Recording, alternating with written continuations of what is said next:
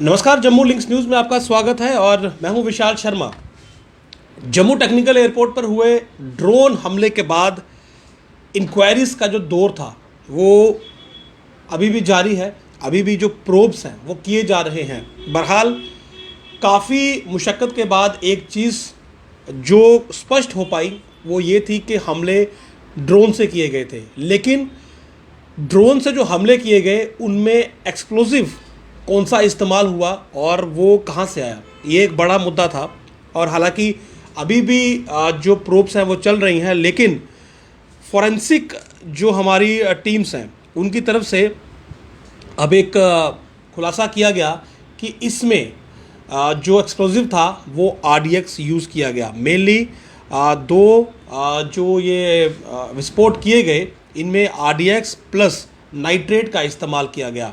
और RDX जो है वो उसकी जो अवेलेबिलिटी है वो इंडिया में नहीं है, यानी कि पूरी पॉसिबिलिटी है कि उसे पाकिस्तान से सोर्स्ड किया गया। अब मतलब कि पाकिस्तान से लाया गया या फिर पाकिस्तान से ही वो RDX बेक्स जो है वो IEDs बनाकर RDX प्लस नाइट्रेट का कॉकटेल जो था वो बनाकर वहाँ से ड्रोन ऑपरेट किए गए। और दो IEDs थे, एक का साइज़ बड़ा था और दूसरा उसके कंपैरिजन में छोटा था। ये भी हाल फिलहाल जांच में सामने आया है। और ये जो जांच की रिपोर्ट है ये किसी बड़े मीडिया हाउस ने भी आज इसे पब्लिश किया है, इसीलिए मैं ये आप तक पहुंचा रहा हूं, क्योंकि इसके बाद ये ऑथेंटिकेट बाय डिफॉल्ट हो जाती हैं।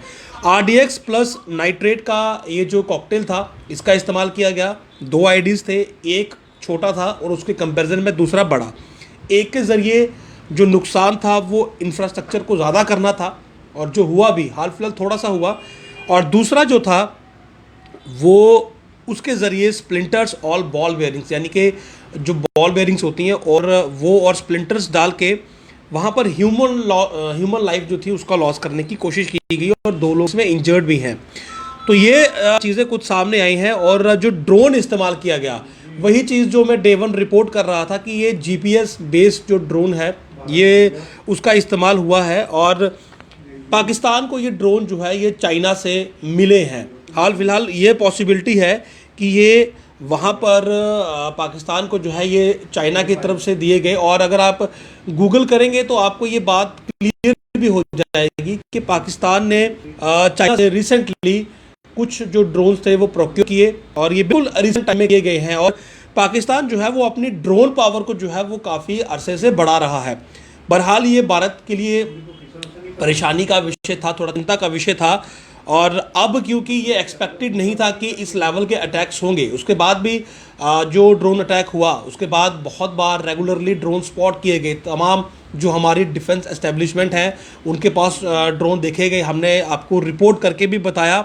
और उसके बाद बॉर्डर्स पर भी ड्रोन देखे गए। और उसके बाद उससे पहले की बात करें तो ड्रोन ड्रॉपिंग, तो यहाँ पर एक फीचर सादा वो पाकिस्तान ने बनाकर रखा हुआ कि ड्रोन से ड्रॉपिंग, लेकिन ड्रोन से हमला करना और एयरफोर्स स्टेशन पर और फिर ड्रोन जो है वो डिफेंस एस्टेब्लिशमेंट के पास मिलना, ये चीज़ें नॉर्मल नहीं है। लेकिन इन सब का जो अगर आप कहें तो पाकिस्तान के साथ डायरेक्ट अगर एविडेंस अगर आप जोड़ें तो तमाम एविडेंस यहाँ से मिलते हैं कि RDX का यूज़ होना।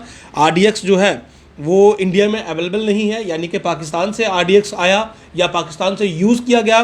दूसरा नाइट्रेट के साथ उसका कॉकटेल यानी कि मिक्सअप करके अटैक किए गए। तीसरा GPS based drone made in China, ये भी फिगर सामने आए हैं। और पाकिस्तान ने अभी चाइना से ड्रोन प्रोक्योर किए हैं और काफ़ी हाईटेक ड्रोन्स हैं, तो ये उनका भी इसमें यूज़ होने की पूरी संभावना है। यानी कि प्रोब पूरी इस डायरेक्शन में जा रही है कि पाकिस्तान का पूरा जो हाथ है वो इसमें सामने दिख रहा है। बहरहाल इससे पहले भी सामने आया था कि LET का भी इसमें हाथ हो सकता है, कुछ और आउटफिट्स इसमें हो सकती हैं। तो प्रोब जो है वो लगातार की जा रही है। FSL ने ये जो आंकड़े सामने लाए हैं कि RDX और नाइट्रेट का कॉकटेल यूज़ हुआ और उसके अलावा जो ड्रोन था वो मेड इन चाइना होने की पूरी पॉसिबिलिटी है। और GPS बेस्ड था क्योंकि 14 किलोमीटर का ये जो एरियल डिस्टेंस है, ये जो जम्मू का टेक्निकल एयरपोर्ट है और वहाँ से अगर आप बॉर्डर की बात करेंगे तो 14 किलोमीटर का एरियल डिस्टेंस है। तो अब जो रिसेंट पाकिस्तान के पास ड्रोन अवेलेबल हैं जो उसने चाइना से प्रोक्योर किए हैं, उनका जो कंट्रोल्ड है यानी कि उनका जो रेंज है वो 25 किलोमीटर तक है। तो 25 किलोमीटर का जिसका रेंज है तो 14 किलोमीटर तक वो बड़े इजीली फ्लाई कर सकता है और बड़े इजीली उसको जो आप मैन्यूवरिंग या कंट्रोल कहें उसकी कर सकते हैं। तो बहुत ज़्यादा संभावना है कि वहीं से इस ड्रोन को ऑपरेट किया गया और बहुत से हाईटेक जो लॉन्चिंग पैड है वो अब पाकिस्तान ने अपनी जो बाउंड्री है उसके अंदर बनाए हैं और इसी प्रकार के हमलों को अंजाम देने के लिए ये बनाए गए हैं। तो LAT का भी इसमें हाथ होने की पूरी संभावना है। और RDX अब क्योंकि जब प्रोब में सामने आ रहा है और नाइट्रेट मतलब दोनों का कॉकटेल बनाकर ये धमाके किए गए, टारगेट्स भी फिक्स थे, तो जाहिर सी बात है अब ये प्रोब्स कहीं ना कहीं पाकिस्तान पर एक बार फिर से हमारा जो संदेह है वो गहराएंगी। और संदेह ही क्यों, हमारा प्रोटेस्ट जो है वो पाकिस्तान के खिलाफ बढ़ेगा, पाकिस्तान पर प्रेशर पड़ेगा। लेकिन ओवरऑल इससे समझने वाली बात यह है कि पाकिस्तान ने अब अपनी रणनीति बदली है। वो हमारी सीमाओं पर जो सुरक्षा बढ़ी है वो उससे भेद नहीं पा रहा, इन्फिल्ट्रेशन जो है वो उस नंबर में नहीं करवा पा रहा आतंकियों की। तो ये नया तरीका अपना लिया कि चाइना से ड्रोन प्रोक्योर किए और उन ड्रोन का इस्तेमाल जो है वो डायरेक्टली अटैक के लिए करना शुरू कर दिया।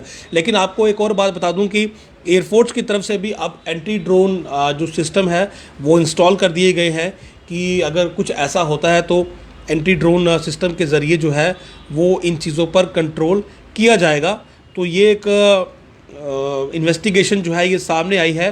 तो बहरहाल हमारी फोर्सेस पूरी तरह से अलर्ट हैं, लेकिन अब पाकिस्तान जो है वो इस हमले से भी अपने आप को जो है वो साइड नहीं कर पाएगा कि वो उसमें शामिल नहीं है। बहरहाल जो उसकी पुरानी आदत है कि हमला करने के बाद कभी भी वो चीज़ों को एक्सेप्ट नहीं करता। पठानकोट को लेकर हमने इतने एविडेंस दिए थे, उस चीज़ को लेकर पाकिस्तान ने जो है वो कभी एक्सेप्टेंस नहीं दी। बहरहाल ड्रोन चाइना से प्रोक्योर थे, पाकिस्तान ने इस्तेमाल किए, RDX और नाइट्रेट का कॉकटेल था और बड़ा नुकसान पहुंचाने की कोशिश थी। तो ये हाल फिलहाल प्रोब में सामने आया है। बहरहाल प्रोब का एंगल भी बढ़ाया जा रहा है, हो सकता है कुछ और चीज़ें सामने आए और जब भी आएंगी हम आपको उन तमाम चीज़ों की जो डिटेल्स है वो ज़रूर बताएंगे। नमस्कार।